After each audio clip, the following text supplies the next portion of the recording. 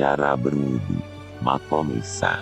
Berwudu makom, level, kelas ihsan artinya syariat dan hakikat dijalankan secara bersamaan.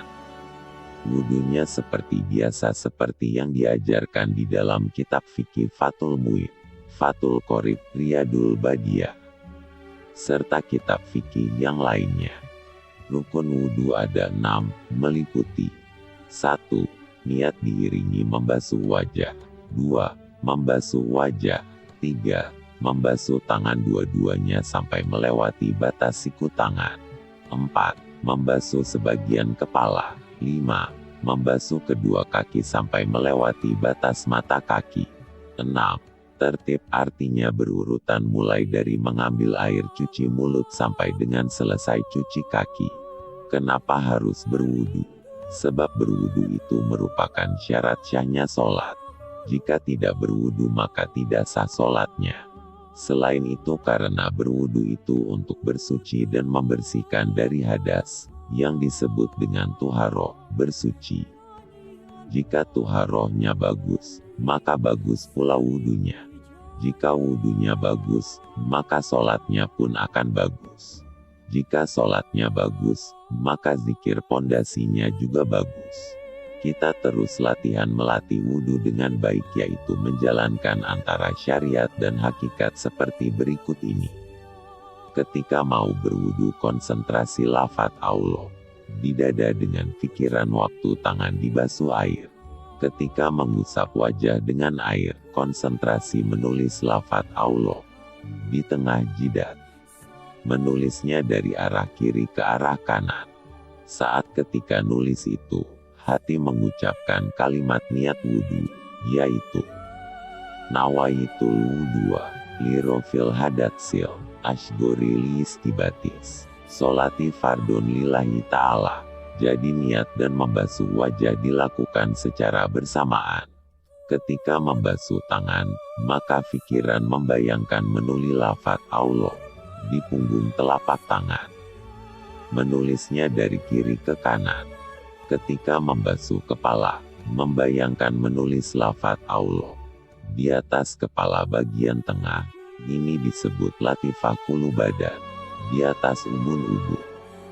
Ketika membasuh telinga menulis lafaz Allah di belakang telinga, menulisnya dari kanan ke kiri. Dan ketika membasuh kaki membayangkan lafaz Allah di dada. Ketika cara ini dilakukan, maka setiap tetes air wudunya akan menjadi malaikat yang terbang ke langit. Makanya ada hadis Nabi yang berbunyi, barang siapa yang sempurna wudunya maka setiap butiran tetes air wudu yang menempel pada bulu jenggot kita akan menjadi malaikat. Maksud hadis ini adalah bila syariat dan hakikat wudunya dijalankan secara bersamaan. Betapa dahsyatnya energi berwudu itu sampai ada hadis mengatakan, siapa yang suka berwudu maka wajahnya akan bercahaya. Apalagi kalau kita dawamul wudu atau daimul wudu, sering berwudu secara kontinu walaupun sedang tidak menjalankan beribadah mahdhuf. Secara zohiriahnya, syariatnya orang yang rajin berwudu itu badannya akan bersih dan sehat. Secara batiniahnya, hakikat orang yang rajin berwudu itu ruh dan hatinya akan bersih, jika dijalankan dengan benar. Sebab dibersihkan oleh energi ilahi, lafaz Allah, di setiap titik latifah. Itulah manfaatnya menulis lafaz Allah. Selain agar ibadah kita benar juga membersihkan kotoran ruhani kita. Jika menulis lafaz Allah di jidat itu pikiran kita akan selalu positif thinking. Tidak pernah berpikir kotor, tidak akan pernah berpikir negatif. Selalu husnudzon pada setiap orang serta suudzon pada diri sendiri. Menimbulkan cara berpikirnya jenius karena timbulnya smart thinking. Itu berawal dari pikiran yang bersih. Tetapi yang paling istimewa rahasia dari menulis lafaz Allah di jidat itu, kata beliau Romo Kiai Nur Murobirui, adalah di saat kita sudah meninggal di alam kubur. tengkorak kepala kita itu akan ada cekungan. Tulisan lafaz Allah inilah yang disebut dengan mim. Aksaris sujud. Jadi yang disebut aksaris sujud bukan warna titik hitam di jidat. Jika tengkorak tulang belulang kita tertulis lafaz Allah, maka malaikat munkar nakir tidak berani menyiksa jenazah tersebut. Saking dahsyatnya energi ilahi. Kemudian jika nulis lafaz Allah di punggung tangan, itu rahasianya akan menjaga, memelihara tangan kita dari perbuatan buruk, seperti mencuri, memukul, membunuh, gisop dan perbuatan buruk lainnya dari tangan. Kemudian jika nulis lafaz Allah di belakang daun telinga, maka telinga kita akan terjaga, terlindungi dari mendengar keburukan, atau ada rasa tidak akan mau mendengar hal-hal yang tidak bermanfaat, mendengarkan gibah dan mendengar keburukan-keburukan lainnya. Yang terdengar adalah hanya keindahan-keindahan dan hal-hal yang positif serta bermanfaat saja. Makna hakikat dari berwudu. Selain kita berwudu menjalankan syarat sah wudu, menjalankan rukun wudu dengan baik, menjalankan syariat dan hakikat secara bersamaan, disunahkan pula saat kita berwudu menjalankan 19 perkara. Di antaranya adalah sebagai berikut. 1. Membaca basmalah. 2. Membasuh kedua telapak tangan. 3. Bersiwak dengan sesuatu yang berserat kasar. 4. Berkumur. 5. Menghirup air ke hidung. 6. Membarengkan berkumur dan menghirup air ke hidung pada 3 cidukan. 7. Mengusap seluruh kepala. 8. Mengusap kedua telinga. 9. Menggosok anggota wudhu. 10. Menyela-nyelai jenggot yang tebal dan menyela-nyelai jari-jari. 11. Memanjangkan buroh dan tahjil. 12. Mengulang 3 kali dalam menggunakan air wudhu. 13. Tayamun. 14. Mualat terus-menerus. 15. Mengupayakan membasuh bagian sudut mata. 16. Menghadap kiblat. 17. Tidak berbicara dan menyeka air. 18. Membaca syahadat setelah berwudu dan minum sisa air wudu. 19. Membatasi diri pada basuhan atau usapan yang wajib saja karena waktu yang sempit dan sedikitnya air, dan sunnah mengikuti jamaah. Makna hakikat di saat kita berwudu adalah 1. Berkumur, menjaga lisan kita selalu berkata santun, sopan, jangan berkata kasar, galak, dusta. Jangan banyak bicara yang tidak bermanfaat.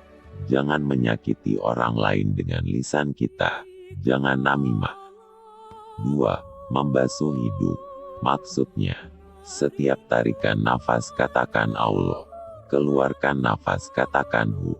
Karena lafaz Allah itu energi, makanya kita butuh oksigen dan mengeluarkan dengan lafaz Hu untuk mengeluarkan kotoran dari tubuh, karbon dioksida atau energi negatif. Jangan mencium aroma yang buruk. 3. Membasuh wajah. Maksudnya, jangan melihat yang buruk. Jangan memandang remeh, jangan memandang merendahkan pada setiap makhluk Allah. Harus malu sama Allah di saat kita berbuat dosa. Berkaca diri bahwa diri ini bukan siapa-siapa. 4. Membasuh kedua tangan. Maksudnya, selalu menulis, memposting, berkomentar yang baik. Tangan digunakan untuk menolong. Tangan digunakan untuk memberi sedekah, karena al-yadul ulfa khairun min yadis sulfa. Jangan memukul, jangan melempar, jangan menamparkan, jangan mencuri, jangan korupsi, jangan menodai umat dengan tanda tangan zolim hitam di atas putih. Jangan menyentuh, memeluk kulit yang bukan mahram. Jangan membuli dengan tulisan menyakitkan di media sosial dan lain-lain. 5. Membasuh sebagian kepala. Pusat dari anggota tubuh ini adalah kepala. Gunakan kepala ini untuk memimpin yang baik, sebab kepala itu pemimpin dan seluruh anggota tubuh dari leher sampai ujung kaki itu anggota. Jangan congkak, jangan keras kepala, jangan berpikir yang buruk, jangan berpikir yang kotor, selalu berpikir positif pada setiap keadaan yang dihadapi dan diterima. 6. Mencuci telinga, selalu mendengarkan kalamullah, Al-Quran, sholawat, ilmu, mauizah hasanah, dan jangan mendengarkan ghibah, gosip, namimah, adu domba. Jangan mendengarkan yang buruk yang dilarang oleh agama dan lainnya. 7. Mencuci kaki, selalu berjalan di jalan yang diridhoi Allah seperti berjalan ke masjid, berjalan menuju majelis zikir, berjalan menuju majelis ilmu, berjalan menuju tempat anak yatim, berjalan menuju pondok pesantren, berjalan menuju tempat kasab, usaha mencari nafkah, berjalan mengajak istri dan keluarga bertamsyali idulus surur. Jangan berjalan menuju tempat tempar kemaksiatan yang dilarang oleh Gusti Allah Subhanahu wa Ta'ala. Yang paling utama dari hikmah berwudu adalah tertanamnya sikap tawadu. Sebab rahasia kata wudu, mustaq, berasal dari kata tawadu, huruf-hurufnya sama, yaitu waw dan zu. Tawadu dan tanazul itu artinya sama, kita harus merendah atau tetap rendah hati. Jadi semakin seseorang itu rajin berwudu, maka akan semakin terpatri kuat sifat ketawaduan di dalam dirinya, entah itu tawadu pada Sang Khalik, Sang Maha Pencipta alam semesta, tawadu sama orang tua, tawadu sama guru, tawadu sama keluarga, tawadu sama sesama.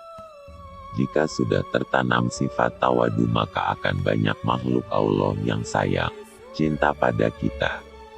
Sebagaimana kaidah berkata, bitawadu tuksirul mahabbah.